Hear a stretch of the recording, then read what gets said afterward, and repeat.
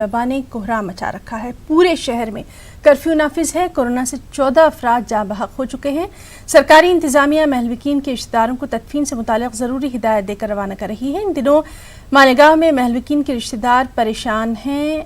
इन हालात में मालेगांव शहर के शेख शफीक लोगों के लिए मुआविन और मददगार साबित हो रहे हैं। शेख शफीक पेशेवर समाजी खिदमतगार हैं। वो आम दिनों में सिविल अस्पताल मालेगांव में परेशान हाल मरीजों और उनके रिश्तेदारों की मदद करते दिखाई दे रहे हैं। को जब मैं हैंडल करता हूँ मुझे अपने आप में डर तो लगता है, क्योंकि मेरे भी बच्चे हैं, मेरे भी घर के लोग हैं।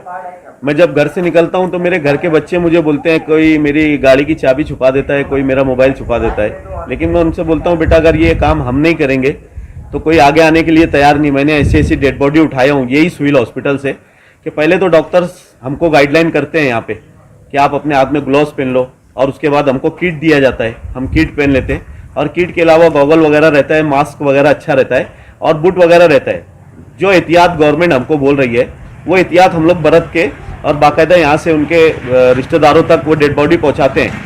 यहाँ पर जो पीएम वगैरह जो करते हैं, पीएम तो उसका गवर्नमेंट ने अलाउड नहीं किया, मना कर दिया है, लेकिन जो उसको सैनिटाइजर से बुला प्लास्टिक वगैरह में पैक करके देते हैं।